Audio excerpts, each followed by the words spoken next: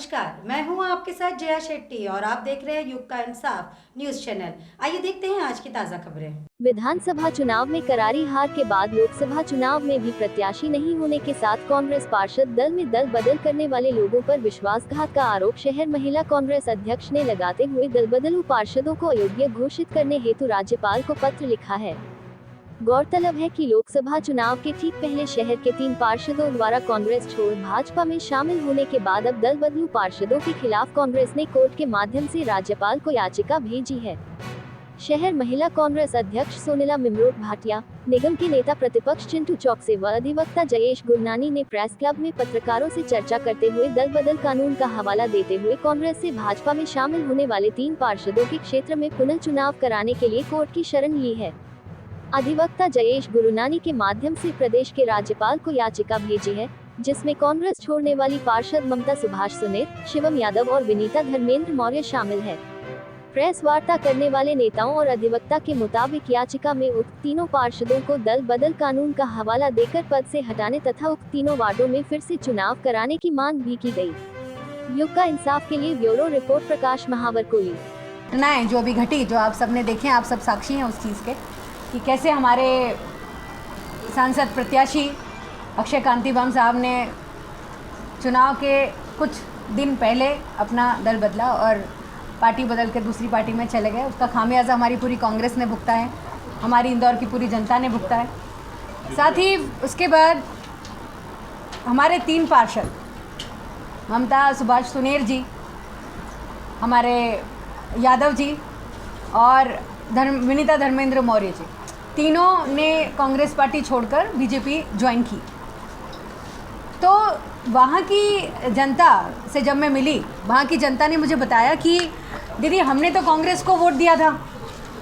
अब अगर ये कांग्रेस छोड़कर बीजेपी में जाते हैं तो हमारा क्या, हमने आप पर भरोसा किया, आप हमारे लिए काम करोगे। आज ये प्रेस कॉन्फ्रेंस लेने का मकसद भी यही है कि हम उन जनता की आवाज़ बने, उनकी भावनाओं को समक्ष रखें आपके, और यही सारी चीज़ों को लेकर राज्यपाल महोदय को हमने पत्र लिखा है कि जब संविधान में, हमारे भारतीय संविधान में दल बदल कानून है तो वही कानून पार्षदों पर भी लागू हो। कहीं तो ऐसा कोई अंकुश लगे जिससे जो राजनीतिक नैतिक जिम्मेदारी है, जो कहीं ना कहीं हमारे राजनीतिक भाई बहन छोड़ रहे हैं, उससे कहीं ना कहीं तो अंकुश लगे। ये एहसास हो कि छोड़ना इतना आसान नहीं, दल बदल करना इतना आसान नहीं। यही भावना है इस प्रेस कॉन्फ्रेंस को रखने की कि आप सबके समक्ष ये बात रख सकूं कि जो आवेदन किया है राज्यपाल महोदय को, वो यही है कि दल बदल कानून इन पार्षदों पर लागू हो, और जिन्होंने कांग्रेस पार्टी का चुनाव चिन्ह लेकर चुनाव लड़ा है, वो पहले अपनी पार्टी से उन्होंने इस्तीफ़ा दिया। इसका मतलब है कि वो अपने जो पार्षद वो बने हैं कांग्रेस पार्टी के तहत, कांग्रेस पार्टी के उम्मीदवार रहते, तो वो भी वो छोड़े और फिर से चुनाव लड़ें अपने निर्दलीय या बीजेपी के जिनके भी वो चाहें उस चुनाव चिन्ह के साथ, और फिर जीतें, हमें कोई आपत्ति नहीं। लेकिन अगर कांग्रेस पार्टी से उन्होंने लड़ा है तो कांग्रेस पार्टी की एक कार्यकर्ता होने के नाते मैं इस बात से असहमति दर्शाती हूँ और इस बात के लिए पुरजोर कोशिश करूँगी कि उनकी पार्षदी निरस्त हो और वो इस बात का भुगतान भरें कि उन्होंने कांग्रेस पार्टी के साथ दगा किया। इसका उन्हें खामियाजा भुगतना तो पड़ेगा ही। देखिए, मध्य प्रदेश का यदि आप घटनाक्रम देखेंगे जो पहले हुआ, तो उस घटनाक्रम को अगर आप इस घटनाक्रम से कंपेयर करेंगे तो वहाँ पर एक बड़ी चालाकी हुई थी। चालाकी यह हुई थी कि उन्होंने पार्टी की सदस्यता त्यागी नहीं थी और भारतीय जनता पार्टी ज्वाइन भी नहीं की थी।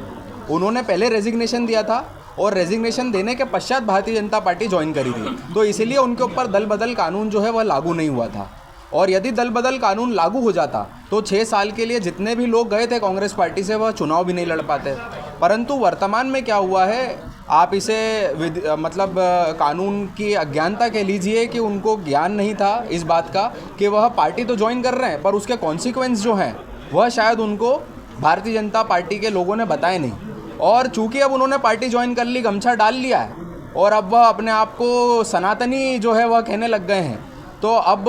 उनको यह चीज़ समझनी पड़ेगी कि चूंकि वह भारतीय जनता पार्टी ज्वाइन कर चुके हैं, कांग्रेस पार्टी से इस्तीफा दे चुके हैं, बतौर पार्षद उन्होंने यह कृत्य किया है, तो इसकी सज़ा यह है कि 6 साल तक वह चुनाव नहीं लड़ सकते और जो बचा हुआ कार्यकाल है उससे भी उन्हें बर्खास्त किया जाएगा और वहाँ पर वापस से चुनाव होंगे। यह नगर निगम जो म्यूनसिपल कॉरपोरेशन एक्ट 1956 है यह उसमें भी प्रिस्क्राइब्ड है, धारा 17 में, और भारतीय संविधान के शेड्यूल 10 में भी प्रिस्क्राइब्ड है। देखिए कि हौसले बुलंद हो तो संख्या बल कोई बहुत ज़्यादा मायने नहीं रखता है, क्योंकि हम 20 थे या 17 हैं।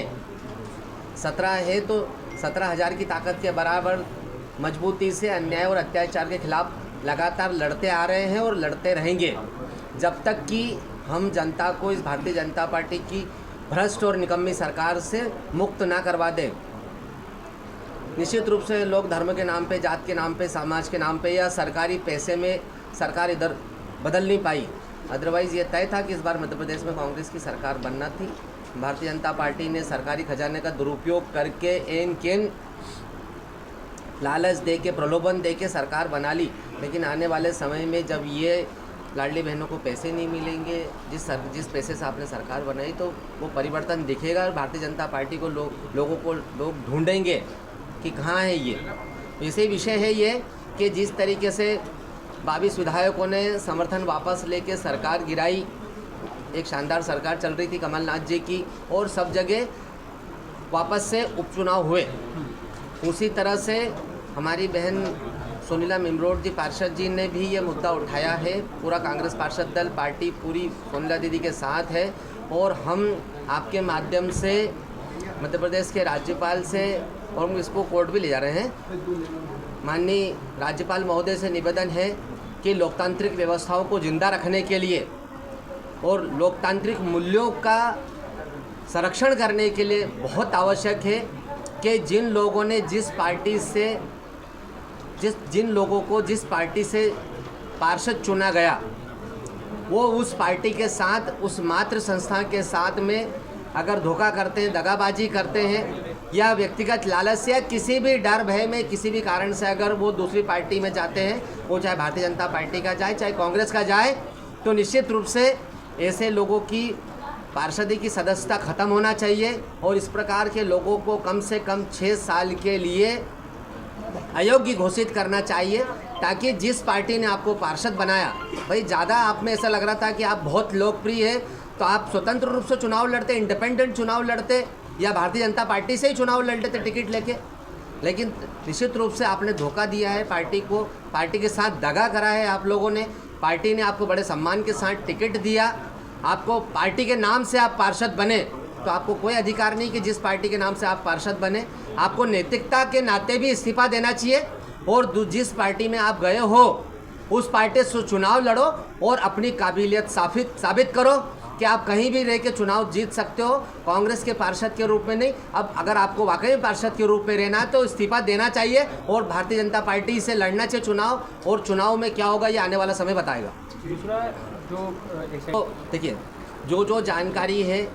ना पेपर ना किसी मीडिया के पास है और ना किसी नेता के पास है। टोटल पेपर अगर नगर निगम में थे और नगर निगम से सीधे पुलिस के पास है। पुलिस अधिकारियों के हम लगातार संपर्क में हैं, लेकिन चूंकि पूरे देश में अंधेर नगरी चौपट राजा अन्याय भ्रष्टाचार का बोलबाला है, इसी तरह से हम कल्पना भी नहीं कर सकते कि किसी प्रकार की एसआईटी, किसी प्रकार की हाई लेवल कमेटी, चाहे आप पीएस को बिठा दो चाहे सीएस को बिठा दो, जिस तरीके से इंदौर शहर का पेंशन घोटाला कचरे के डब्बे में चली गई उसकी फाइल, आने वाले समय में महीने 15 दिन में अदने से कर्मचारियों पे, अधिकारियों पे कार्रवाई होकर ये फाइल भी कचरे कूड़े के ढेर में चली जाएगी और ये महा घोटाला भी एक तरह से बंद कर दिया जाएगा। लेकिन हम आने वाले समय में जैसे आचार संहिता खत्म होगी, नगर निगम पे एक बड़ा जन आंदोलन करेंगे इस महा घोटाले के खिलाफ। अभी आंदोलन होना था, लेकिन चूंकि आचार संहिता चल रही थी, बड़ा आंदोलन हो नहीं सकता। 4 जून के बाद में हम आदरणीय प्रदेश अध्यक्ष जीतू पटवारी जी के नेतृत्व में इंदौर नगर निगम का बड़ा घेराव होगा और हम इंदौर शहर की जनता को बताने की कोशिश करेंगे कि किस तरह से भारतीय जनता पार्टी के नेताओं ने, अफसरों ने मिलजुल कर साठगांठ करके इंदौर शहर की भोली भाली जनता की गाड़ी कमाई का पैसे अपनी जेब भर ली, मकान खरीद लिए, दुकान बना लिए और मदमस्त होकर घूम रहे। तो चाहे सीबीआई हो, चाहे ईडी हो, चाहे कोई सी भी जांच हो, जिस देश का प्रधानमंत्री नरेंद्र मोदी जी हो, उस देश में आप कल्पना कर सकते हो, जिस देश में केजरीवाल जैसे नेता को मुख्यमंत्री रहते हुए जेल में डाल दिया होगा, 100 करोड़ 50 करोड़ का